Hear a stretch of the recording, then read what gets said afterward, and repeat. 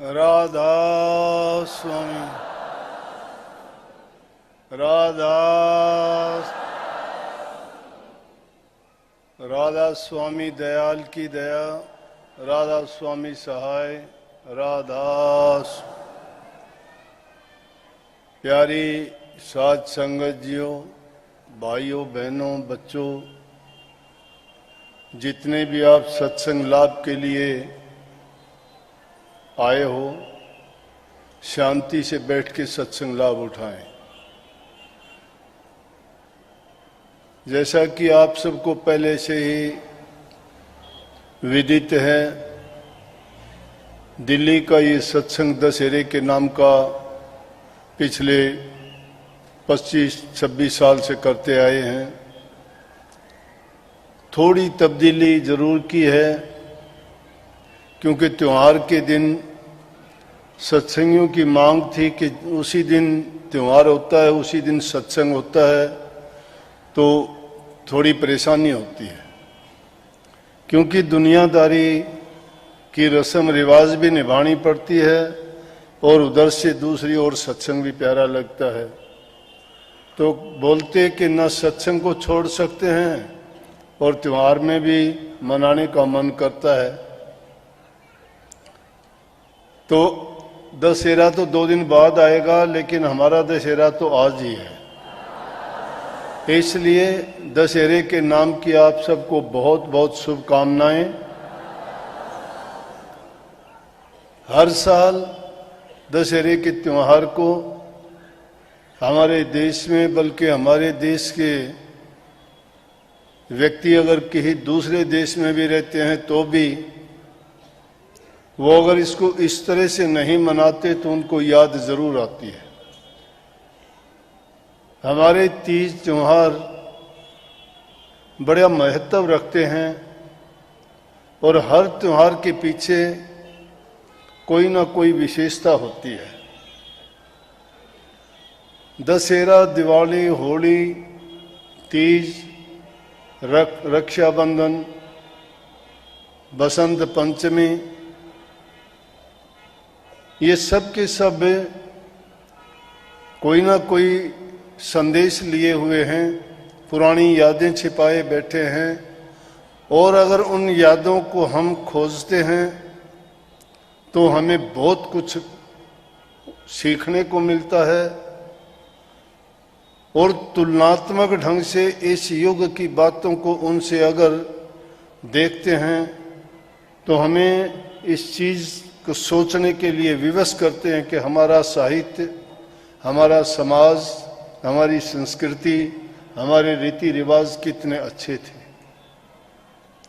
चाहे उनको हम उस तरह से अब नहीं निभा सकते, नहीं मानते, लेकिन फिर भी उनको जब आज भी मनाते हैं तो पुरानी याद ताजा हो जाती है। इंसान के जीवन में जैसे कि वाणी भी थी, आपने सुनी गौर से, इस जीव को भ्रम यही है, ये समझ ही नहीं पाता मैं दुनिया में क्यों आया था, कैसे आया था। महापुरुषों ने बहुत कुछ वर्णन किया है, हमारे शास्त्र इस बारे में बहुत कुछ बोलते हैं। जीव को कहते हैं कि काल पुरुष ने सत्य पुरुष की भक्ति करके जीव को लेके आया, भक्ति से वो खुश हुए, उन्होंने वरदान देने को कहा और उन्होंने इन रूहों को मांग लिया। उन रूहों को लाके इस काल देश की रचना की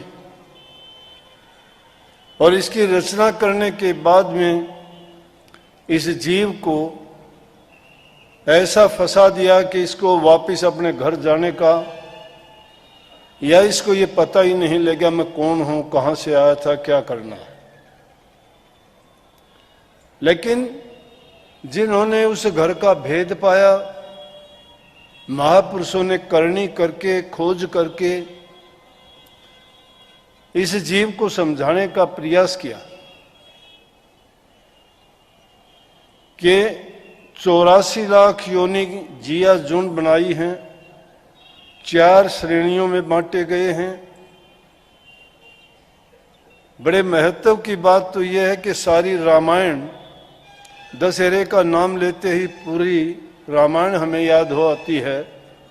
और तुलसीदास जी ने ही, जिन्होंने रामायण लिखी, जिसको हम मुख्य करके मानते हैं। वैसे तो वाल्मीकि जी ने दूसरी बहुत सी भाषाओं में भी रामायण की रचना हुई है और उनमें काफ़ी चीज़ें एक दूसरे से भिन्न भी हैं, लेकिन हमारे यहाँ तुलसीदास जी की रामायण को हम मुख्य करके मानते हैं। वो लेख है तो तुलसीदास जी ने उस 84 लाख योनि का वर्णन बड़े सुंदर शब्दों में किया। वो कहते हैं 9 लाख जल के जीव हैं, 10 लाख पखेरु जान, 11 कीट भिरंग है, 27 20 बखान, 30 लाख पशु योनि है, 4 लाख नर होई, तुलसी इनमें राम भजे धन है सोई। कि 84 लाख प्रकार की योनियों का वर्णन करके इंसान की योनियों को भी बता दिया, जिसमें भूत पिशाच गंधर्व राक्षस सब कुछ आ गया। जितने भी मनुष्य लगती योनि है वो 4 लाख प्रकार की कही है, लेकिन मुख्य करके जो बात कही वो इस जीव के लिए कह दी कि धन्य तो वो है जो परमात्मा की भक्ति करता है। परमात्मा की जो भक्ति नहीं करता उसका जीवन नीरस है। ये यहां आके खेल बिगड़ता है। माया ने जीव को उलझा दिया है, भरमा दिया है, इसको भटका दिया कि इसका रास्ता क्या था।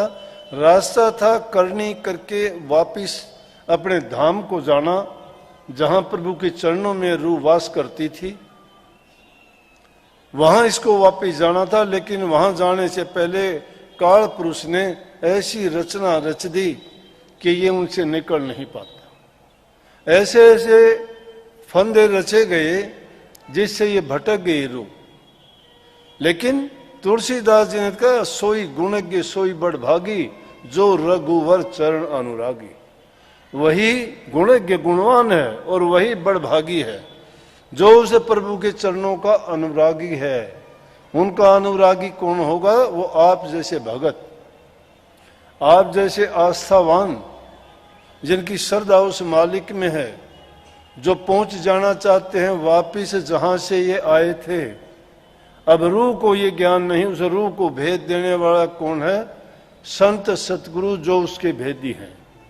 इसीलिए कही है कि शब्द भेदी, जो उस धुर धाम का, उस घर का, उस प्रभु का जानकार है, उससे अगर मेल करोगे, उनसे जाके ज्ञान लोगे, रास्ता वो बताएंगे और उस रास्ते पर जब चलोगे तो ये भटकना दुनियादारी की छूट जाएगी और प्रभु के मार्ग पर चल के आप उनको प्राप्त कर पाओगे।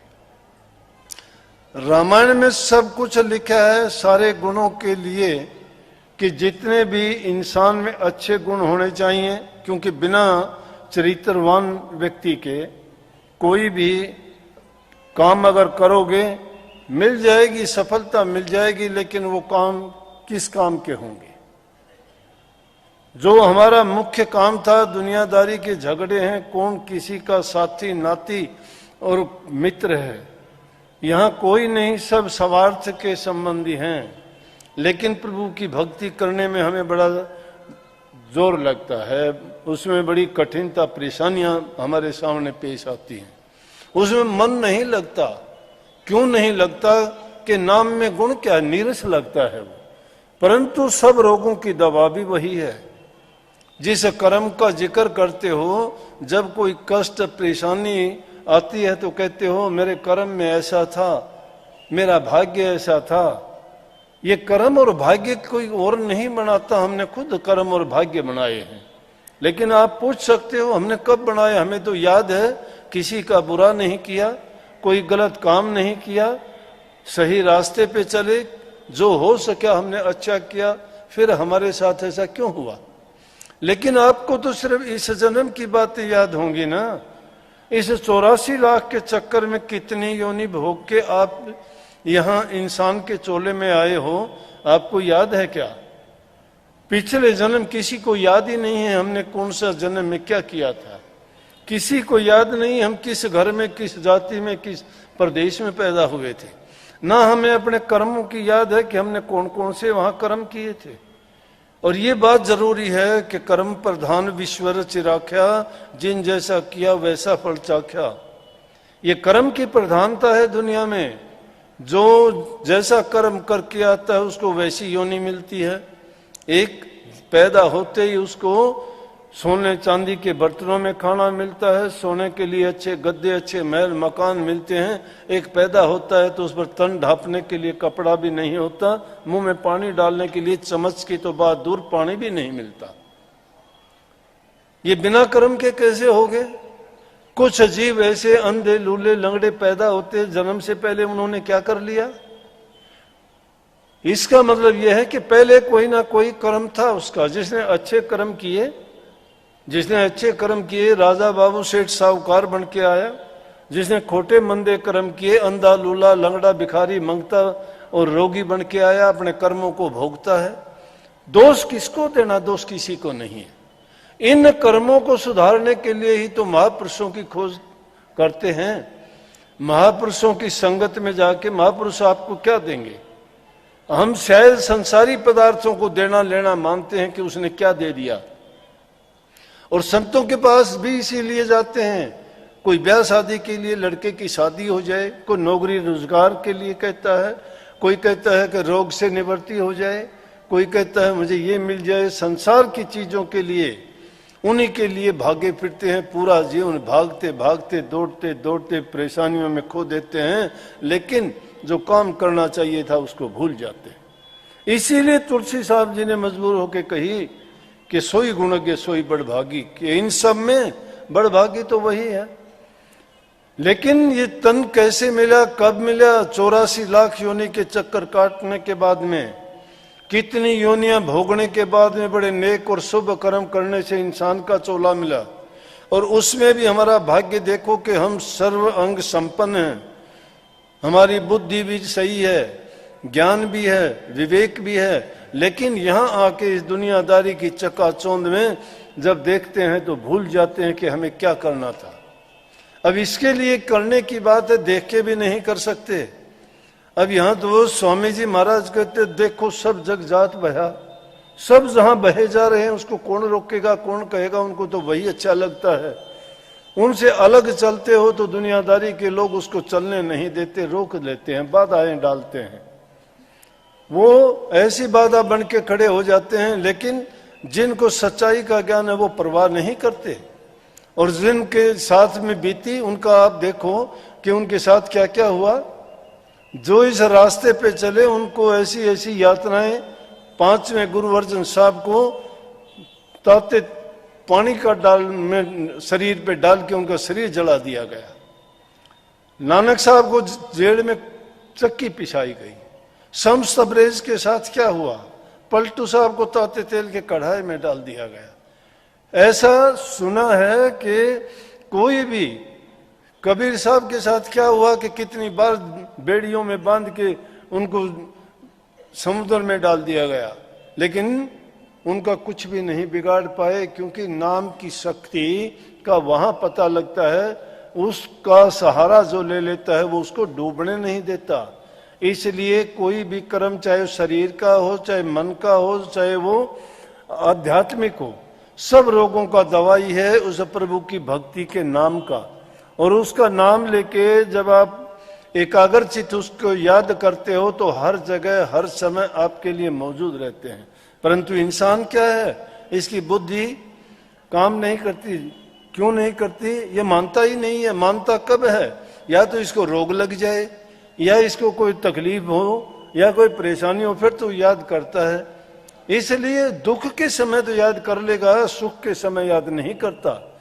तो जो सुख के समय प्रभु को याद करता है वो आदमी कभी दुख नहीं पाता, उसको कभी कष्ट नहीं होता।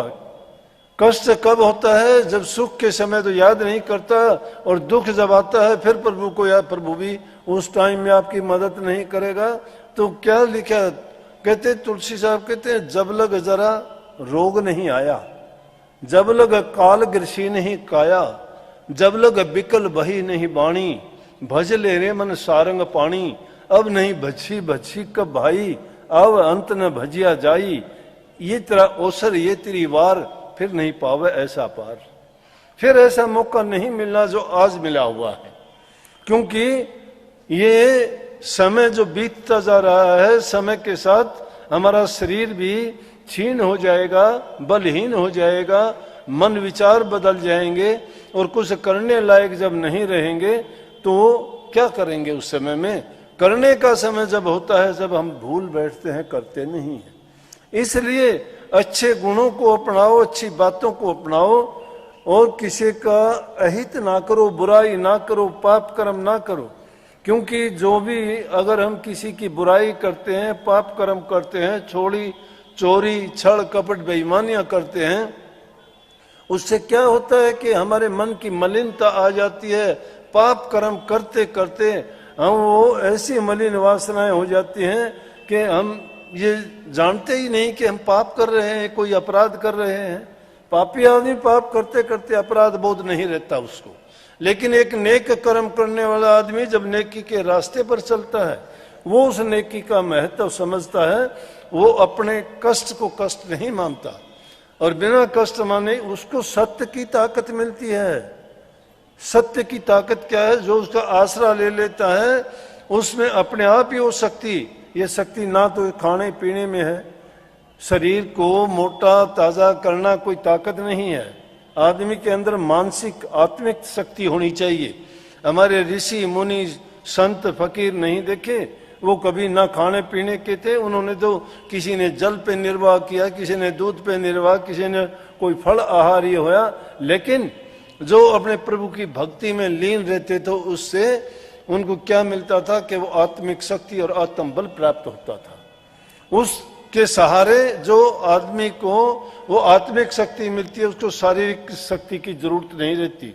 वो सबसे उच्च शक्ति और सब कुछ देने वाली है। इसलिए जिनके अच्छे विचार हैं, जो सही रास्ते पे चलता है, उसके साथ में प्रभु की शक्ति होती है। परमात्मा ने खुद कहा है कि मुझे अगर ढूंढना है तो मैं भक्तों के हृदय में रहता हूं। क्योंकि जब रामचंद्र जी वन में गए तो वहां ऋषियों मुनियों से पूछते रहे कि शुरू में गए थे, जंगल देखा नहीं था, मैं कहाँ रहूं, कहाँ जाऊं। जब वाल्मीकि जी के आश्रम में जाते हैं और जाके कहते हैं प्रभुवर गुरु जी मुझे रहने के लिए जगह बताओ, कहाँ रहूं, तो वहां उन्होंने भी उनको यही उपदेश दिया, वही ज्ञान दिया कि जो प्रभु से भी ज्यादा अपने गुरु को मानता है, जिसके हृदय में काम क्रोध लोभ मोह क्षोभ रोग कुछ नहीं है, जिनका पवित्र हृदय है, रघुराया तुम उसके दिल में जाके रहो। जो जिसका हृदय शुद्ध और पवित्र है। आप कहते हो हमने नाम लिया है, भक्ति करते हैं। अरे भक्ति करना कोई यह है कि मैं कहता हूं जिस जगह पे तुम नाम कोई भी लो, श्रवण कुमार ने किसका नाम लिया था? श्रवण कुमार ने तो अपने माता पिता का ही नाम लिया था। अब नाम आलोचना करते रहते हैं, कोई कुछ कहता है, कोई कुछ कहता है, कोई कहता है राम की भक्ति करो, कोई कहता है कृष्ण जी की भक्ति करो, कोई कहता है सिख धर्म को अपनाओ, कोई कहता है राधा स्वामी सबसे ऊंचा है, कोई कहता है कबीर पंथ ऊंचा है। अरे ऊंचे तो सभी के सभी हैं, जिनमें प्रभु का नाम है वो सब ऊंचे हैं, कोई भी नीचा नहीं है। नीचा वो है जो नीच कर्म करता है। शुभ कर्म जो करता है वही संतों की संतान है और उसकी नजर में सब के सब पूज्य और पवित्र हैं। लेकिन जब तक हृदय पवित्र नहीं है तब तक वो चाहे किसी भी नाम का जपो, किसी भी धर्म और पंथ से जुड़ो, कोई फायदा नहीं। अपनी ही रामायण को अगर खोज के देखोगे उससे बड़ा कोई ग्रंथ ही नहीं है। उस दूसरा ग्रंथ पढ़ने की जरूरत नहीं, कोई ज्ञान प्राप्त करने की जरूरत नहीं, रोजाना सत्संगों में, मंदिरों में, कथाओं में, कीर्तनों में जाने की जरूरत नहीं है। मैं कहता हूं एक बार गौर करके ध्यान से अगर तुम रामायण को पढ़ लो, पढ़ने के लिए बोला मैंने, पढ़ने में भी फर्क है। जैसे सत्संग के बारे में बताता हूं, सत्संग देखने के लिए ना आया करो, सत्संग सुनने के लिए ना आया करो, सत्संग करने के लिए आया करो। सत्संग को देखना है, देख लिया हमने, बहुत बड़ा आश्रम है, बहुत लोग आए हैं, ये देखना है। ये देख लिया आपने, इससे कोई मतलब नहीं। आए होंगे पहले लोग भी, आके देख के गए होंगे, बहुत लोग हैं, भंडारे चल रहे हैं, बहुत आ रहे हैं, बड़ी खुशी है, ये देख लिया। सुनने के लिए भी आए हो, सभी सुन रहे हो आप, रोजाना सुनते हो, आज नई बात नहीं है। लेकिन सुन के क्या करते हो, गुणते हो क्या? स्वामी जी महाराज ने कही कि दरस करो, बचन पुनि सुनो, सुन सुन के गुणो, गुण गुण के काट ले सार, काट सार तिस करो आहार, कर आहार पुष्ट होया भाई, जग भय भव सब गई नसाई। उसका सार निकाल के और फिर उस सार को ग्रहण करो। अब सुनते हो, सुन के चले गए, यहां से निकलोगे बाहर भूल जाओगे क्या कहा था, क्यों कहा था, क्या करना है, कभी विचार करते हो इसके लिए? इसलिए मैं कहता सत्संग करने के लिए आओ। सत्संग जो करने के लिए आता है वो झोली भर के लेके जाता है, और जो सत्संग देखने के लिए आता है और सुनने के लिए आता है वो खाली झोली जाता है, उसके पल्ले कुछ भी नहीं होता। इसलिए मैंने कहा था कि उन बातों को तुम ग्रहण करो। जब तक ग्रहण नहीं करते हो तो कोई फायदा नहीं है। जब वो बातें उन पर चलना शुरू कर दोगे, अब कह दिया कि क्रोध ना करो, उनके बारे में भी सोचने की बहुत के काम में ना फंसो, लोभ और मोह में ना फंसो, दुनियादारी के काम है, ये हमारा धर्म है, परिवार है हमारा, संतान है हमारी, जिम्मेवारियां हैं हमारी, उनके लिए काम करो, लेकिन कैसा? ईमानदारी के साथ, सच्चाई के साथ, झूठ कपट का नहीं। अब कोई आके कह देता है, एक बहन थी कहने लगी कि आप तो कहते हो कि तुम बच्चों को अच्छे संस्कार दो, मैंने बहुत अच्छा अब बच्चों को सिखाया बताया, लेकिन क्या करूं, बच्चा मानता ही नहीं है, आप इसका समाधान करो। मैं कहा कि समाधान कहाँ कहाँ से बताऊं, ये बात बड़ी गहरी बात चली जाती है। जब मकान की नींव रखते हो, उस नींव को रखने से पहले आप सोचते हो इसमें अच्छी इसकी नींव पक्की करूं, अगर नींव कच्ची रह जाएगी तो भवन गिर जाएगा। क्या तुम बच्चों को, संतान को पैदा करने से पहले देखते हो आपके विचार कैसे हैं, आपके ख्याल कैसे हैं, आपने खाया क्या था, आप किस माहौल में रहते हो? और जब वो बना के जब तैयार कर दिया फिर उससे आप आशा करोगे कि ये सारा सब कुछ है। अगर उसमें तुमने नकली माल सब कुछ लगा दिया होगा तो वो असली कैसे रहेगा? टूट जाएगा, वो उसमें नकली है। अब संतान की दृष्टि से हमारे ऋषि पैदा करते थे, ऋषियों की संतान ऋषि होते थे, ऋषियों की स्त्री ऋषियाणी होती थी, उनके हर कर्म में शुद्धता, पवित्रता, सच्चाई थी। वो भक्ति के मार्ग पर चलने वाले तो वो थे, ना वो खाने पीने के लालची थे, ना दुनियादारी की चीजों के वो पीछे भागते थे, ना उनको धन दौलत महल मकान की आवश्यकता थी। ये अब इस युग में तो संतों ने थोड़ा सीधा रास्ता इसलिए जीव के लिए सुलभ कर दिया कि चलो घर गृहस्थी में रहते हुए और इनको इतना भी अगर समझा दिया जाए कि अपनी जिम्मेवारियों से ना भागें, जिम्मेवारियों को पूरी करें, लेकिन उनको पूरी करने में ये नहीं है कि तुम अनाप शनाप गलत तरीके अपनाओ। अपनी संतान को अगर अच्छा चरित्रवान बनाना चाहते हो क्यों नहीं बनेगी? एक गंदी चीज है तो मान लेंगे कि हो सकता है वो कोई रास्ते से भटक जाता है। अगर कोई दीवार गंदी हो जाती है तो उस पर सफेदी क्यों पोत देते हो? तो कम से कम वो सफेदी पोतने का काम किया करो। इंसान तो समझदार जीव है, इसको अगर समझाओगे, समझाने से कभी न कभी तुम सच्चे मन से समझाओगे, तुम्हारी वाणी में सत्यता है। अगर तुम्हारी वाणी में सत्यता नहीं है तो वो किसी काम की नहीं है, नहीं मानेगा कोई भी। वाणी तो हमारे देश की तो इन माताओं का बड़ी जिम्मेवारी है। जगह जगह आज देखते हैं नौरते करते हो, माता की पूजा करते हैं आप लोग। इन माताओं ने कितनी हमारे देश में महान हुई हैं भक्ति के रास्ते में। देखो सती ये हुई वीरांगना, देखो झांसी की रानी जैसी सतियों के अगर नाम लिया जाए तो एक से बढ़ के एक हैं। और उन्होंने वो काम करके सती सावित्री, माता सीता, माता अनसुईया जैसी माताएं जिन्होंने कोई भक्ति नहीं की, अपने पति की सेवा के कारण उनमें वो शक्ति आ गई। शक्ति सच्चाई में है। अब नाम तो ले लेते हो, गुरु से सत्संगों में रोज आते हो, लेकिन क्या आपके हृदय में सच्चाई है? सच्चाई क्या पूछते भी 50 को है।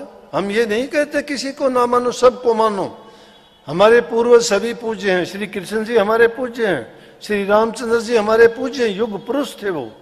संत ऋषि सभी पूज्य हैं, जिन्होंने हमें ज्ञान दिया। ऐसी ऐसी ज्ञान के ग्रंथों की रचना करके गए कि जिन पर आज भी चल के कोई दवाई की खोज करता है, कोई और जीवन में जो जरूरी चीजें हैं वो सब की सब बातें उनमें हमें मिलती हैं। और उन पर अगर चला जाए तो आज भी उसी तरह से इंसान अपने जीवन को सुखी बना सकता है। लेकिन यह तो राक्षसों के घर में ऐसी पैदा हुई। आप रामायण देखते हो हर साल, ये 2 दिन बाद भी किसका पुतला, रावण का पुतला फूंका जाएगा। रावण क्या था? बुराई का प्रतीक है, पाप का प्रतीक है। उसने पाप, अन्याय, जुल्म किया था और उस जुल्म के कारण उसको सजा मिली है। लेकिन उसके पीछे ही अगर देखोगे तो उसी के घर में ऐसी सती हुई सुलोचना जी। उनका नाम अगर लेने से इतना ज्ञान नहीं है, क्योंकि हम दूसरी ओर ध्यान रहता है। हम सिर्फ इतनी रामायण जानते हैं कि श्री रामचंद्र जी वनवास में गए, रावण ने गलत किया, माता सीता को चुरा के ले गया, श्री रामचंद्र जी ने आक्रमण किया रावण का और राक्षस कुल का सबका विनाश करके वापिस अयोध्या में आ गए और खुशी मनाई, रावण का पुतला जला दिया। उसके बाद और ज्यादा ज्ञान आगे नहीं देखते। अगर उनमें छोटी छोटी बातों को अगर देखोगे तो हमारी रामायण में इतना सार भरा हुआ है। सास ससुर का, सास बहू का प्यार देखो, पति पत्नी का पति धर्म और पत्नी धर्म देखो। श्री रामचंद्र जी को माता के कई सजा दिलाती है और वो भी जब जंगल में जाते उनका आशीर्वाद लेता है। विरोध नहीं है, विरोध नहीं है। जितने माता कौशल्या से आशीर्वाद लेता है उसी दृष्टि से माता केकई को कहता आज का युग हो तो हम तो कहते हैं कि ये कैसी माँ है, ये इसने तो मुझे जंगल में भेज दिया, राजगद्दी मिलनी थी। आज तो 2 इंच के लिए जगह के लिए भाई को भाई मारता है, 2 पैसे 5-10 रुपए के लिए गला काट देते हैं। रोजाना की घटना अखबारों में, टीवी में देखते हैं। क्यों इंसान इतनी इंसानियत से गिर गया? कारण क्या है उसका? ये इतनी विकृतियां क्यों आई हमारे समाज में? क्योंकि हम अपनी जो संस्कृति थी उसको भुला बैठे। तो मैंने जिक्र किया था, थोड़ा जिक्र करूंगा। मुझे बहुत अच्छा लगता है कि सुलोचना मेघनाथ की पत्नी थी और बहुत वो इतनी अच्छी गुणवान पतिव्रता स्त्री थी कि जब मेघनाथ युद्ध के मैदान में गया और जब लक्ष्मण के साथ युद्ध होने लगा तो श्री रामचंद्र जी ने लक्ष्मण को समझाया कि लक्ष्मण, ये ना सोचना कि मेघनाथ कमजोर है, बहुत वीर है, योद्धा है। और एक उसमें और अलग बात है कि मुझे इसमें भी कोई संदेह नहीं है कि तू उसको हरा देगा, उसको मार भी देगा, लेकिन मारने से पहले सोच लेना उसका सिर जमीन पे नहीं गिरना चाहिए। अगर उसका सिर जमीन पे गिर गया तो हमारी सारी की सारी सेना बर्बाद हो जाएगी और जीत की जो आस लगाए बैठे हो वो सारी की सारी खत्म हो जाएगी, बर्बाद हो जाएंगे हम। इस बात का ख्याल रहे कि उसका सिर काटने से पहले ख्याल कर लेना। युद्ध के मैदान में जाते हैं, मेघनाथ के साथ घोर युद्ध होता है। दोनों योद्धा हैं, दोनों की पत्नी पतिव्रता है, सुलोचना पतिव्रता थी और उधर से लक्ष्मण के घर से भी वो भी पतिव्रता थी। दोनों का युद्ध होते होते लक्ष्मण को मारता है। जब उसके तीरों से सिर को काट देता है तो सिर कटने के बाद गिरने नहीं दिया, सिर को उठा के और शिविर में लेके हनुमान जी को दिया कि रामचंद्र जी को जाके पेश करो। उन्होंने जाके रामचंद्र जी को पेश कर दिया। रामचंद्र जी ने उनको रखवा दिया कि इसको जमीन पे नहीं टिकना चाहिए। जब सुलोचना को पता लगा, क्यों दाएं हाथ की भुजा मेघनाथ की उड़ती हुई गई और लंका में जाके सुलोचना के सामने गिरी, तो गिरते ही उसको अंदेशा हो गया कि मेघनाथ की भुजा है। तो फिर भी उसको संदेह था। उसने उस भुजा से कहा, ये पतिव्रत धर्म की शक्ति देखो। पतिव्रत के धर्म से सती सावित्री अपने पति को, सत्यवान को यमराज से छुटा के ले आई। अब गुरुमुख में और पतिव्रता स्त्री में एक जैसी शक्ति होती है। आप गुरु भगत हो, आप में इतनी शक्ति क्यों नहीं आती? गुरु के भगत नहीं हो, गुरु में ना आपका यकीन है, ना वचन में विश्वास है, अपने आप पर विश्वास नहीं, गुरु में कहां से होगा? नाम में कैसे विश्वास होगा? नाम को कैसे पहचानोगे? नाम में क्या शक्ति है?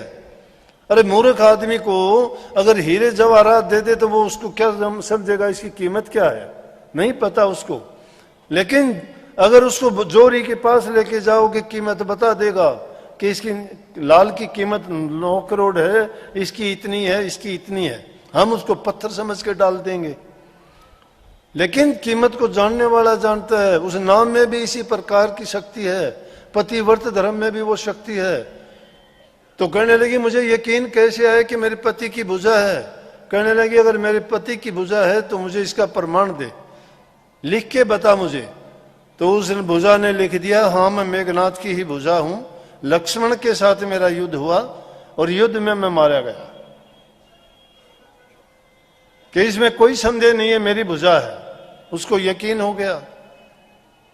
सुलोचना उसको देख के रोने लग गई, रावण के पास गई और जाके कहने लगी कि इस तरह से मेघनाथ को लक्ष्मण जी ने मार दिया, उसका वध कर दिया है, और आप उससे जाके उस लाश को ले आओ, उसके सिर को ले आओ।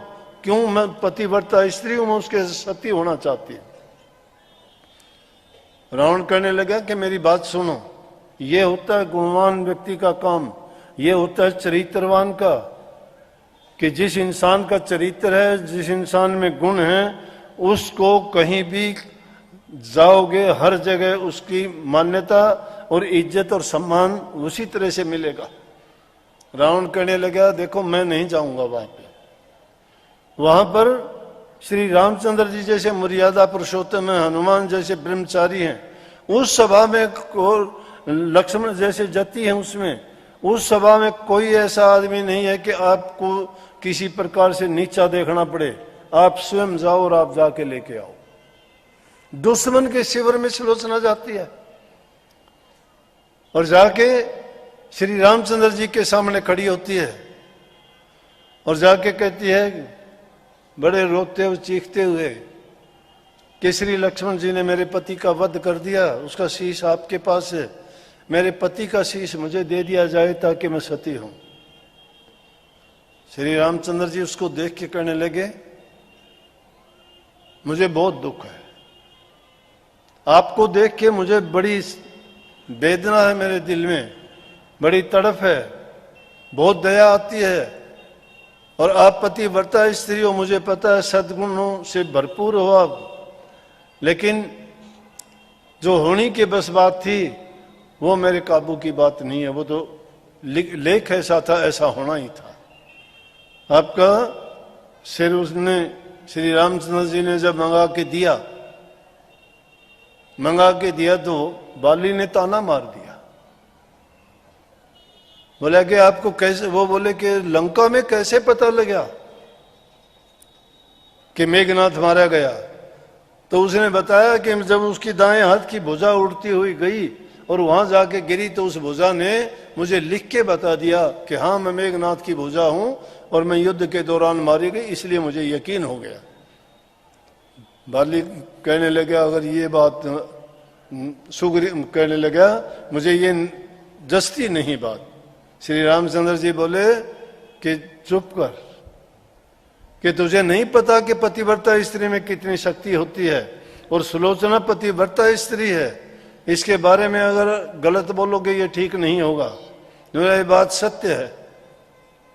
शीश ला के दिया, कहने लगा अगर ऐसे मुर्दे ही बात करने लगेंगे तो फिर तो कोई मरेगा ही नहीं, बोले हमें कैसे यकीन हो इस बात का, अगर ऐसी बात है तो ये कटा हुआ सिर भी हंसने लगेगा। उसने ये बात कही थी, सुलोचना ने कहा नहीं, उसने कहा कि अगर मैं सच्ची पतिव्रता स्त्री हूं और मैंने कभी कोई गलत विचार गलत ख्याल भी मेरे दिल में आया हो तो नहीं, अगर ऐसा नहीं हुआ तो मेरा पति हंसना चाहिए। तो कहते हैं कि वो कटा हुआ सिर भी बड़े जोर जोर से हंसा, तो उनको सबको ये तसल्ली होगी।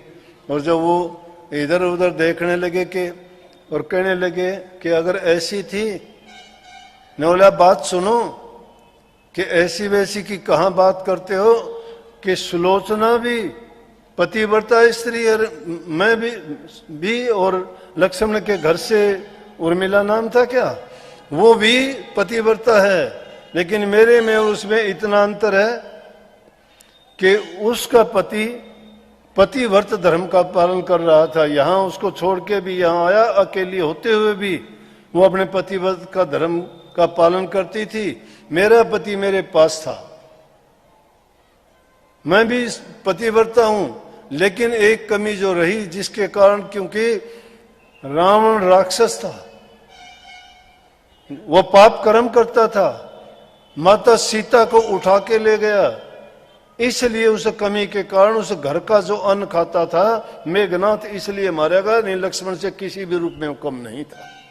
तो ये उन पतिव्रता स्त्रियों में शक्ति है, इसलिए कही है कि गुरुमुख भी पति व्रता स्त्री की तरह से होता है, उसमें भी वैसी ही शक्ति होती है। अब हम उन बातों को तो देखते नहीं हो, हंसी मजाक में उन चीजों को मान लेते हैं, रोचक बातें सुन लेते हैं, बाकी बातें छोड़ देते हैं। इस बात का जो असली पहलू है कि जो एक चीज में तुम ख्याल रोक दोगे, ये भक्ति का भी यही रूप है। तुमने नाम लिया है, कभी मन की एकाग्रता हुई क्या? कभी 5-10 मिनट सुमरण अभ्यास ध्यान में बैठते हो, कभी मन टिका क्या? अगर तुम्हारा मन टिक जाता है, ख्याल अगर आने रुक जाते हैं और तुम्हें सिर्फ एक ही चीज रह जाती है कि तुम अपना भी आभास नहीं हो उस ध्यान की अवस्था में, तो समझो कि तुमने उस नाम के रास्ते पे चले हो। लेकिन नाम लेने के बाद में अव्वल तो ध्यान करते ही नहीं। 3 चीज मुख्य करके, नाम का जाप करना, सुमरण करना, दूसरी चीज है ध्यान करना, मन को एकाग्र करना, और तीसरी चीज है उस धुन को सुनना। ये 3 मुख्य करके चीजें हैं संत मत की, और ये बाहर के नहीं अंदर की हैं। अंदर की क्यों है कि हमारे शरीर के अंदर जब उसको कण कण में मौजूद मानते हो और जिसकी खोज करना चाहते हो, वो कुछ बाहर नहीं है, जहां भी उसको खोजोगे वहीं पर है। अगर उसको ये सोचते हो यहां नहीं है, हमारे है, सबके पास में है, सबके पास में है, बाहर भी है, जो कण कण में मौजूद है, जिसका एक रूप नहीं अनेक रूप है, जो सब जगह होता हुआ कहीं भी नहीं होता, जो कहीं भी ना होता हुआ हर जगह मौजूद रहता है। तो उसको जहां भी तुम याद करते हो, जहां भी सच्चे दिल से एकाग्रचित होकर जब उसको ख्याल में जोड़ दोगे, संतों ने कहां से पाया? वो खोज अंदर में की। जब उन्होंने अपने ध्यान को टिकाया, सुमरण किया। हम तो सुमरण तक करना भी नहीं जानते। सुमरण भी कौन सा करते हो? सुमरण भी एक जबान से करने वाला है, दूसरा मन से करने वाला है, और तीसरा अजपा जाप है जो अपने आप होता है। कबीर साहब ने उसको कहा कि जाप मरे, अजपा मरे और अनहद भी मर जा, सूरज समानी शब्द मरता ही काल नहीं खा। काल से बचने के लिए जाप मरता है। जाप मरने का मतलब, जब जाप करते हो पहले तो जरूरत पड़ेगी जाप की, बिना सीढ़ी के ऊपर कहीं नहीं चढ़ा जाता। अगर ऊपर चढ़ना चाहते हो सीढ़ी की जरूरत पड़ती है। नाम वो सीढ़ी है, सीढ़ी का पहला ही पैड़ी क्या है कि नाम का सुमरण करो। लेकिन सुमरण भी कई प्रकार का है। हम 3 गुणों में, ये सारा संसार 5 तत्व और 3 गुण से निर्मित है। तो हमारा अब जो सुमरण है वो भी 3 प्रकार का है, 3 गुणों के अनुसार है। एक सुमरण करता है इंसान अपनी भलाई के लिए, अपने लाभ के लिए। दूसरा सुमरण करता है किसी के बुराई के लिए, और तीसरा सुमरण करता है वो अपने कल्याण के लिए। तो क्या हुआ कि एक उनमें रजोगुणी है, एक तमोगुणी है और एक सतोगुणी है। जो सतोगुणी है वो है कि ना हमें किसी की बुराई करनी, ना अपने बारे में कुछ चाहना, वो सिर्फ अजपा जाप है। पहला जाप करोगे जबान से होगा, वो जाप करते करते करते करते जब अभ्यास का आप पक जाएगा, चाहे आप कहीं भी जाओगे, सोओगे, उठोगे, बैठोगे, काम करोगे, वो जाप अजपा बन जाएगा। जब भी ख्याल में वो गूंजता रहेगा। लेकिन इसके आगे की भी स्थिति यह है कि तीसरी अवस्था जब होगी तो वो अजपा बन जाएगा कि आपको ना ख्याल करने की जरूरत, ना सोचने की जरूरत, वो चलता ही रहेगा। जैसे हमारे शरीर में प्राण चलते हैं, सांस चलता है, वो सांस सांस के साथ होगा। जिसको संतों ने, कबीर साहब ने कहा कि सांस सांस में नाम सुमर, व्यर्था सांस ना खोए, क्या जाने इस सांस का आवरण हो ना होए। लेकिन हमें कब याद आती है, जैसे मैंने पहले कही थी कि पहले या तो शरीर में रोग आता है, तब शरीर में रोग आने से पहले कोई याद नहीं करता। जब लग जरा रोग नहीं आया, जब लग काल गिरसी नहीं काया, और जब तड़फने लगते हो तो सारे कहते हैं राम राम उठा ले अब तो मुझे। क्यों, अब क्या हो गया? अब से पहले याद नहीं आया राम? अब से पहले राम कहाँ गया था? उस राम को अगर पहले से ही याद करते तो तुम्हें ये दुख ही नहीं होता। उस मरने से पहले मरना सीख जाते तुम पहले ही। अपनी रूह को इस काल देश से उठा के और अपने रूहानी दर्जों में ऊंचे ले जाते तो शरीर का बोध भान ही भूल जाते। जब ऊंचे दर्जों में हमारी रूह चली जाती है, योगी लोग हमारे देश में तो जब इतिहास को खोल के देखोगे, ऋषियों के शरीर पे दीमक लग गई थी, उनको ख्याल ही नहीं रहा था। ऐसे ऐसे हमें उदाहरण सुने हैं कि जमीन जब खोदी गई कई जगह, उसे खोदने के बाद ऋषि निकले उनमें, क्योंकि लंबी उम्र होती थी, प्राण हार्ड में होते थे। अब तो प्राण अन्न में है, अब वो उम्र लाख वर्ष की नहीं रही। ऋषियों ने तो 80-80, 90-90 हजार वर्ष तक तप किया था। लेकिन कलयुग की जो खूबी है, कलयुग में यह है, संतों ने इंसान के लिए रास्ता छोटा बना दिया। वो कहते हैं जहां तुम्हारी रूह की बैठक है, दोनों आंखों के मध्य में पीछे की ओर हमारी रूह की बैठक है। जब भी कोई ध्यान करते हो, ख्याल करते हो, चित्त की एकाग्रता यहां करते हो, तुम बिंदी यहां लगाते हो, ये उसका निशाना था। हम भी तिलक यहां लगाते हैं। 3 नाड़ी हैं यहाँ, बाईं ओर को एड़ा नाड़ी, दाईं ओर को पिंगला नाड़ी, बीच में सुखमन नाड़ी। ये हमारे शरीर की रचना है। उस रास्ते पे चलने के लिए जब एकाग्रचित होकर यहाँ ख्याल करोगे, जब रूह की बैठक यहाँ है, आगे पीछे जाने की जरूरत नहीं। हमारे ऋषि लोग तो नीचे से नीचे दर्जे से शुरू करते थे, तप करते थे। मूलाधार से जो नीचे से नीचे का स्थान है, गुदा का स्थान, वहां से तप की साधना करनी शुरू किया करते थे। 90-90 हजार वर्ष तक तप करते, यहां तक नहीं पहुंचते थे। लेकिन उनमें सिद्धियां शक्तियां आ जाती थी, और उन सिद्धियां शक्तियों को पाने के बाद में कुंडली नाड़ी जग जाती थी, उसको जगा लेते थे, और उन्हीं के कारण कहते थे कि वो बड़े सिद्ध महात्मा हैं, बड़े तपेश्वरी हैं। थी उसमें निस्संदेह, लेकिन मुक्ति के लिए जो है वो चीज नहीं। मुक्ति की जो मंजिल है, उसमें पहुंचने के बाद में तो रूह इस प्रकार से जाके मिल जाएगी उस समुद्र में, जैसे बूंद जाके पानी में पानी मिल जाती है। ये थी तो पवित्र, इसीलिए आत्मा को परमात्मा का रूप कहते हैं। यह आत्मा परमात्मा का रूप थी, लेकिन यह काल और माया के देश में आके जैसे बारिश की बूंदे पड़ती है और कीचड़ में बूंद गिर गई। जल तो पवित्र था, शुद्ध था, लेकिन नहीं, संग किया उसने, कीचड़ का गंदी हो गई। इसलिए संतों ने कही वो नक्षत्र की बूंद भी तो इसी प्रकार से आती तो बड़ी पवित्र है, लेकिन जिसमें जैसी गिर जाती है वैसा ही रूप कर लेती है, जिसका संग करेगी। इसी प्रकार से हमारी रूह भी जिन कर्मों का संग करती गई, वैसे वैसे कर्म करके वैसे शरीर जीवन मिलते गए, उन भोगों में पड़ती गई। और संत जब जगाने के लिए आते हैं तब हम भूल जाते हैं। क्यों भूल जाते हैं? कि कष्ट उठाना हमें गंवारा नहीं है। छोटा बच्चा स्कूल में भेजते हो, जाना पसंद करता है क्या? नहीं जाता। एक दिन में कोई चीज कोई सीख नहीं सकता। धीरे धीरे अगर मेहनत करोगे, सच्चे दिल से लगन दिल में लगाओगे, तो आप सब कुछ छपा लोगे, सब कुछ छपा लोगे।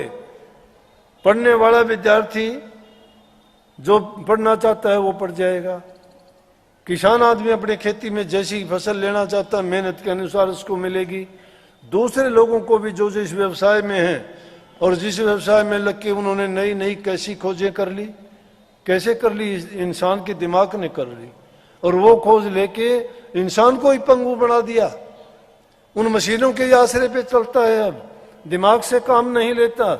शरीर के अंगों से जो काम करने चाहिए थे मशीन के आसरे चलता है। चलने के लिए कार मोटरसाइकिल होगी, टांगों का काम हो गया, दूर गया, नहीं करता। हाथों से काम करता था, मशीनें काम करती हैं, गया काम वो। शरीर की मेहनत नहीं है, रोग घेर लेते हैं, तकलीफें बढ़ जाती हैं, परेशानियां उठा लेता है, जरूरतें ज्यादा बढ़ा ली। बस इसको चाहिए, आराम चाहिए। शरीर से कोई मेहनत नहीं करना चाहता, और जो शरीर से मेहनत नहीं करोगे तो तुम्हें मिलेगा भाई कुछ नहीं मिलता, मेहनत का है। और ये मेहनत भक्ति की तो ऐसी है कि जितनी मेहनत तुम शारीरिक कामों के लिए मेहनत करते हो उसका पसीना बाहर निकलता है, लेकिन भक्ति की मेहनत जो करता है उसका पसीना अंदर में छूटता है। और ताकत उसको वो देता है कि उस ताकत को पाके वो संतुष्ट हो जाता है, उसको पता लगता है मैंने अपने जीवन में क्या पा लिया। और संतों ने ये कहा कि आगे की आस नहीं। कोई कहता है तुम्हें कि मैं तुझे स्वर्ग ले जाऊंगा, बैकुंठ ले जाऊंगा, क्या करोगे स्वर्ग बैकुंठों में जाके?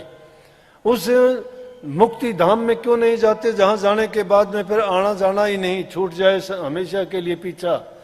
इस संसार में आके कौन सुख पाया है? यहाँ तो जन्म मरण का सबसे भारी दुख है। जन्म लेते हैं, मरते हैं, लेकिन कितने दिन के लिए? कोई किसी का संगी साथी है भी नहीं। 2 दिन के लिए याद करता है कोई, 10 दिन के बाद किसी को कोई याद नहीं करता। यहाँ बड़े बड़े आए, कितने आए चले गए, कोई याद ही नहीं है। इसलिए वो नेक और शुभ कर्म करके जाइए इस दुनिया में। ये तो धर्मशाला जैसा वास है, इसमें आए हो कुछ दिन के लिए समय बिता के जाना है। यहाँ की चीजें प्रयोग करो, साथ कोई नहीं ले जाने देगा। खाली हाथ आए हो खाली जाओगे, लेकिन एक चीज जो लेके जाओगे वो तुम्हें शांति देगी और संतुष्ट होके जाओगे यहाँ से, वो है भक्ति। और वो भक्ति करना ना तुम्हारी उस दौलत को कोई चुरा सकता है, ना छीन सकता है, ना बटा सकता है, ना ले सकता है। उस दौलत को कमाने के लिए ये संतों का संग और उनसे वो नाम की युक्ति लेके उस भक्ति कमाई जाती है। वो भक्ति तो कमाते नहीं, इसलिए इनसे हमें संदेश लेना चाहिए कि आज दशहरे का त्योहार है, खुशी किस बात की मनाते हो? खुशी मनाओ, सोच करो बल्कि कि जिस दुष्ट ने दुष्ट काम करने के कारण कितने युग पलट गए। कहाँ त्रेता युग था और अब कलयुग की बात है। त्रेता युग में पाप किया हुआ आज भी उस पाप को उजागर करके जलाते हैं, उसका प्रतीक के रूप में जलाते हैं। प्रतीकात्मक रूप है वो तो है नहीं, लेकिन किया हुआ पाप आज तक जिंदा है। वो रावण हमारे दिलों में है, सबके दिलों में है। जो पाप कर्म करते हो, झूठ बोलते हो, कपट करते हो, धोखा करते हो, वो सारे के सारे रावण के गुण हैं। और वो रावण तुम्हारा अंदर का नहीं जलता, बाहर के इन रावणों को जला के खुश होते हो। अपने मन के अंदर बसे हुए रावण को निकालो, उन पाप कर्मों को बाहर निकालो। उनको अगर जला दोगे फिर ये राम राज्य स्थापित हो जाएगा। राम राज्य में सब सुखी, प्रजा सुखी, शांति, अमन, चैन तुम्हारे दिल में। किसी का ना बुरा सोचोगे, ना बुरा करोगे, ना बुरा देखोगे। वो इंसानियत है।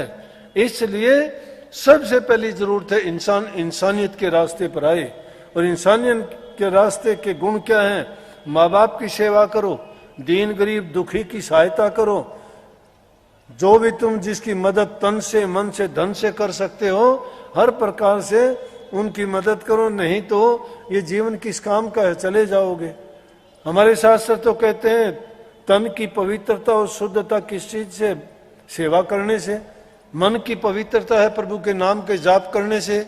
धन की पवित्रता है दान पुण्य किसी की सहायता और मदद करने से। लेकिन इनको पवित्र कैसे बनाएं? इनका तरीका भी बड़ा है, अलग अलग तरीकों से है। कि अगर नानक साहब तो ग्रंथ में लिखते हैं कि भरिए हाथ पैर तन दे, पानी धोते उतर सेखे। हाथ पैर मिट्टी गंदगी से भर जाते हैं तो पानी के धोने से साफ हो जाएंगे। मूत पलीती कापड़ होए ले साबण और लइए धोए। अगर पेशाब का दाग पड़ जाए, कपड़ों पर और कोई दाग पड़ जाए तो साबुन सोडा लगा के उसको साफ कर सकते हैं। लेकिन जो मुख्य बात कही वो कही हुई है मति पापों के संग ओ धोपे नावे के रहे। जो तुम्हारी मति बुद्धि जो दुर्मति हो गई है, मति नहीं दुर्मति हो गई है, जो दुर्गति की ओर ले जाती है, वो तुम्हारी अगर दुर्बुद्धि हो गई है, उसको धोने के लिए नाम की जरूरत है। नाम की जरूरत है। नाम सब पापों को धो डालता है। नाम सब सुखों का दाता है। नाम सब रोग और परेशानी है उनसे बचा लेता है। इसलिए उस नाम की ओट जिसने भी ली, जिसने भी सहारा लिया, उसका देखो बेरणी कुछ किसकी उसने याद की थी। उसने सिर्फ राम नाम का एक ही बताया था। उनके गुरु ने ये कहा था बेटी कोई बात नहीं, मेरा शरीर पूरा हो गया, मुझे जाना है, यात्रा पूरी हुई मेरी दुनिया की। बोली कि मैं किसके सहारे रहूंगी गुरुजी?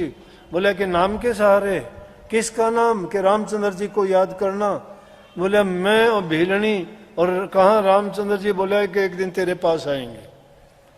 वो उनका दिया हुआ नाम, वो कोई भेद था क्या? लेकिन उन्होंने उस आस्था और विश्वास के साथ उस राम को मंत्र बना लिया और रोजाना गीत गाती कि मेरे रामचंद्र जी आएंगे, मेरे रामचंद्र जी आएंगे। सुबह से लेके शाम तक, सोने से उठने जगने तक पानी लाती है, भारी झाड़ी निकालती है, फूल लाती है, फल लाती है, रामचंद्र जी की याद में समय बिताती है और कहती है वो होंगे। वो नाम को मंत्र बना लिया, नाम उसके सांस सांस में रम गया। राम है क्या? रमे हुए का नाम राम है। हम तो नाम राम का लेते हैं, नाम कृष्ण जी का लेते हैं और फिर कहते हैं कुछ का कुछ है। अरे मानो, सबको मानो, मैं ये नहीं कहता ना मानो, हमारे पूज्य हैं, मैंने उसको कहा है। लेकिन एक बहन का योगी के पास कोई मैसेज आया, मुझे याद आ गया। वो कहने लगी कि मैं कृष्ण जी की पूजा करती हूँ, लेकिन मैं अपने से अच्छा तो उस फूल को मानती हूँ कि वो फूल प्रभु के चरणों में चढ़ जाता है, कि फूल तोड़ के हम प्रभु को अर्पण करते हैं रोजाना।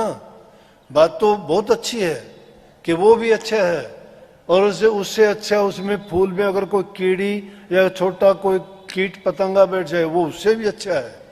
ऐसा हुआ भी है, होता भी है कि कई बार भौरा फूल के अंदर बैठ जाता है, शाम को फूल बुझ जाता है, सुबह माली तोड़ के लाता है, सुबह को प्रभु के चरणों में चढ़ाता है। भौरा फूल का संग करने के कारण और प्रभु के चरणों में चढ़ गया जाके फूल के साथ। तो संगति इंसान को बिगाड़ती और सुधारती है। अच्छों का संग करने से आदमी अच्छा बनता है, उसकी गुडविल बन जाती है, और जो आदमी अच्छों का संग नहीं करता उसकी बुराई भी बन जाती है, चाहे वो कितना नेक इंसान क्यों न हो, बैठा गलत आदमियों में हो। तो मैंने कहा था कि इस मति को सुधारने के लिए जैसे की संगति आप करोगे, कई ये स्वाति बूंद एक ही होती है, नक्षत्र की बूंद जब नीचे आती है ना वो एक ही होती है, लेकिन जिसका संग करती वैसी बन गई। कदली सीप भुजंग मुख स्वाति एक गुण तीन, जैसी जा की संगतीर वैसा ही फरदीन। अगर वो केड़े में पड़ी तो कपूर बन गई, सीप के मुंह में पड़ी तो मोती बन गई, और भुजंग के मुंह में पड़ी तो जहर बन गई। बूंद तो एक ही थी। इसलिए नाम अगर अच्छी संगति में बैठ के तुम अच्छे गुण लोगे तो बुरे भी अच्छे बन जाते हैं। अच्छे गुण, नाम तो सब चीजों को पवित्र करने वाला है। ये कोई नहीं, उसके लिए कोई आडंबर पाखंड नहीं है कि मैं नाम कैसे लूं, मैं स्नान करके लूं, उठ के बैठ के लूं, सो के लूं, आंखें बंद करूं। अरे आंखें बंद करने के जब तुम्हारा मन टिक जाएगा तो आंखें खुली पड़ी रहेंगी। तुम्हें कोई दूसरी चीज भाती नहीं, उसको ख्याल नहीं है। तुम्हारे साथ बात करते करते तुम किसी चीज के बारे में ख्याल करते हो, आंख भी खुली हैं, विचार तुम्हारे कहीं हैं, मन तुम्हारा कहीं है, और जब वो पूछता है तुमसे कि बोल ये बात, बोला कि मेरा ख्याल नहीं था। अरे तो भक्ति भी इसी प्रकार से, तुम ख्याल ही नहीं करते। सच्चे मन से अगर तुम अपने ख्याल को अपने उस इष्ट में, जो भी तुम्हारा इष्ट है, चाहे वो जगदम्बा हो, चाहे माता हो, चाहे हनुमान जी हो, चाहे कृष्ण जी हो, चाहे राम जी हो, तुम अपने मन से उसको पैदा कर लो। वो कोई भी तुम्हारे से दूर नहीं है। ये ना मानो। कोई लोग कहते हैं, मैं नहीं कहता इस बात का बुरा ना मानना भाई, इतना बोला जाता है, उसमें कोई गलत बात भी अगर निकल जाए तो मुझे माफ कर देना। क्यों? थोड़ा सा भूल भी पड़ जाती है किसी बात की, तो ये ना कह देना कि भाई ये बात आपने क्यों कही, क्यों गलती से कोई बात निकल जाती है, उसके लिए माफी पहले ही मांग लेता हूं मैं। तो कई लोग क्या कह देते हैं, आता जाता कुछ नहीं, करते धरते कुछ नहीं। बोला कि कृष्ण की भक्ति तो काल की भक्ति है, राम की भक्ति तो काल की भक्ति है, कि तो 3 लोग के थे। अरे 3 लोग के चौथे लोग का कौन सा जानता है आप में, वो बताओ ना। तुम 3 लोग भी बता दो कौन से लोग हैं। तुम्हें ये पता ही नहीं है तो क्यों बेकार की किसी की तुम आलोचना करते हो, किसी के विचारों में क्यों बाधा डालते हो। किसी की आस्थाओं को क्यों ठेस पहुंचाते हो? किसी को भी कभी भी गलत बोल के नकारात्मक विचार मत दो, सबको अच्छा बोलो, जबान से अच्छा बोलो। इस शब्द में बड़ी ताकत है। एक शब्द सुखरास है, एक शब्द दुखरास, एक शब्द बंधन कटे, एक शब्द गले फांस। वाणी तो अनमोल है, जो कोई जाने बोल ही तराजू तोल के फिर मुख बारा खोल। ये वाणी में बड़ा रस भी है, दोष भी है। अगर कटु वचन बोलते हो तो सत्यानाश कर देगी, लेकिन मीठा वचन बोलोगे तो ये तुम्हें भी संतुष्ट कर देगी, अगले को भी खुशी दे देगी और तुम्हें इज्जत मान देगी और अगले को भी सम्मान मिलेगा। इसलिए मीठा बोलो। तुलसी संसार में 3 वचन है सार, मीठा बोलन निवाचन करना पन उपकार। 3 चीज सार बता दी। 3 चीजें सार क्या है? मीठा बोलन, निवाचलन। निवाचलने का मतलब अहंकार ना करो, नीचे बन जाओ। बड़े बनोगे दुख होगा, नीचे बन जाओ, कोई कह लेगा, कह जाने दे, क्या फर्क पड़ता है? तुम मुड़ के जवाब ना दो, अगर जवाब दोगे तो बहुत बड़ा बवाल हो जाएगा। संतों की ये शिक्षा है कि अगर तुम्हें कोई कहता है कह जाने दो, कहते को कह जान दे, गुरु की सीख तू ले। दुष्ट जन और स्वान को बहुत जवाब ना दे। दुष्ट जन को और कुत्ते को कभी मुड़ के जवाब ना दो। अगर दुष्ट को दोगे तो झगड़ा करेगा, कुत्ते को बोलोगे तो ज्यादा वाह वाह करेगा। कोई कहते को कह जाने दो, जिसकी जैसी बुद्धि है तितनी देत बताए। जिसकी जितनी बुद्धि है वैसी बात करेगा, और बेचारा कहां से लावे? उसका बुरा ना मानिए और कहां से लाए? इसलिए शिक्षा ये लेनी चाहिए कि उत्तम काम करो, भलाई के काम करो। जो सच्चे जैसे अच्छे काम करता है तो तुम्हारा मन भक्ति में लगते हुए देर नहीं लगेगी। चाहे ढोल नगारे पीटते रहो, अपने ख्याल को ऐसा सच्चा जोड़ो कि वो श्रृंखला टूटनी नहीं चाहिए। जब अपना ध्यान उसमें जोड़ दोगे, चाहे कुछ भी होता रहे उसकी परवाह ना करो, सच्चे मन से अगर करोगे। लेकिन तुम तो बार बार में ये देखते हो, 2 मिनट तो बैठते नहीं और फिर डींग मारते हो, उल्टे सीधे वचन बोलते हो, महापुरुषों की बुराई करते हो। महर्षि शिवरतलाल जी थे, आर्य समाज में थे पहले, तो किसी ने बुराई कर दी श्री राम की, श्री कृष्ण जी की, तो उन्होंने कहा कि देखो भाई ये गलत बात है, हमारे महापुरुषों की बुराई मेरे से बर्दाश्त नहीं होती, बुराई करने की जरूरत। वही हमारे राजा स्वमत में आए और उन्होंने 3000 से भी ज्यादा पुस्तकें लिखी, सब धर्मों के ऊपर लिखी और बहुत अच्छी से अच्छी सबकी उपमा करी, किसी की बुराई नहीं लिखी। बुरा आदमी बुराइयां खोजता है, नेक इंसान बुराई नहीं खोजता कभी भी।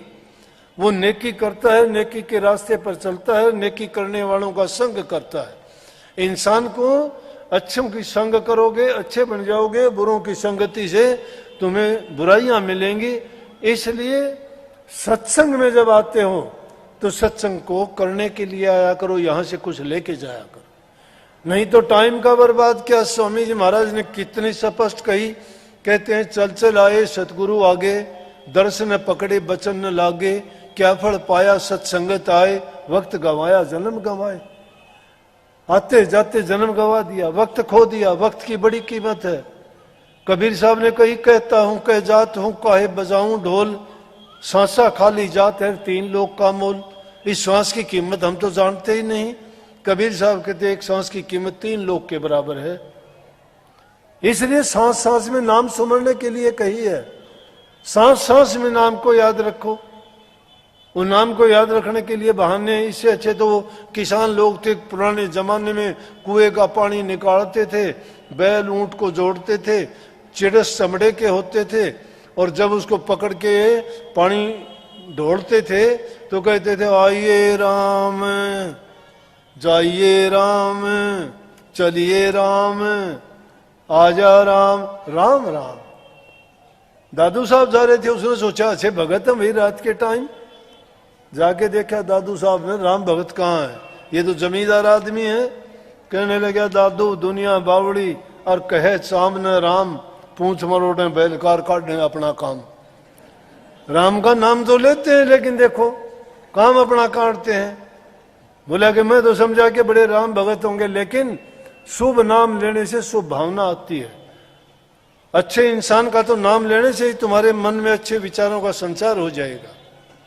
प्रभु का नाम लेने से तुम्हारे हृदय में शुद्धता और पवित्रता आएगी। लेकिन रावण का नाम लेते हैं तो दुष्टता के विचार आएंगे, दुष्टता के विचार आएंगे। महाभारत का पाठ करने लग जाओ, घर में लड़ाई झगड़ा हो जाएगा। क्यों? महाभारत में युद्ध हुआ था। रामायण का पाठ करने लग जाओ, सब शांति से प्यार से सुनेंगे। क्यों? उसमें लड़ाई भी तो कैसी हुई थी? मर्यादा पुरुषोत्तम राम की लड़ाई लड़ाई नहीं थी, धर्म युद्ध था। धर्म युद्ध था वो। उस धर्म युद्ध में लेकिन गीता का जो उपदेश था हमारा, ऐसा संसार में कहीं उपदेश नहीं है। लेकिन कहने का मतलब है, जैसे किसी झगड़ालू स्त्री का नाम लोगे तो सारी झगड़े की बात याद आएंगी, और किसी नेक औरत का लोगे तो जैसे मैंने कहा कितनी माताओं का नाम बताया कि वो सती थी, और सती में कितनी शक्ति ताकत होती है, वो सब कुछ जो चाहे कर सकती है। इसलिए गुरुमुख जो होगा, गुरु की आज्ञा में चलने वाला, गुरु के वचन को मानने वाला, गुरु भक्ति को कमाने वाला। और गुरु क्या चाहता है? गुरु चाहता है नाम लेके नाम भक्ति करो। नाम भक्ति की दौलत कमाओगे तो तुम में भी उन माताओं से भी ज्यादा शक्ति आ जाएगी। जो जिसमें शक्ति आ जाए वो कुछ भी कर ले। इसलिए भाई अच्छे काम किया करो, माँ बाप की, बूढ़े बुजुर्ग की सेवा किया करो, दीन गरीब दुखी की जो सहायता कर सकते हो तन से, मन से, धन से, लेकिन बुरा ना करो। सबसे छोटा सूत्र बता दूं कि मनसा वाचा कर्मना, मन से, वचन से और कर्म से दुख काहू मत दे, ऐती रेणी जो रहर वो शब्द रस ले। भक्ति का रस लेना चाहते हो तो मन, वचन और कर्म से पवित्र हो जाओ। सबको बहुत बहुत आशीर्वाद। राधा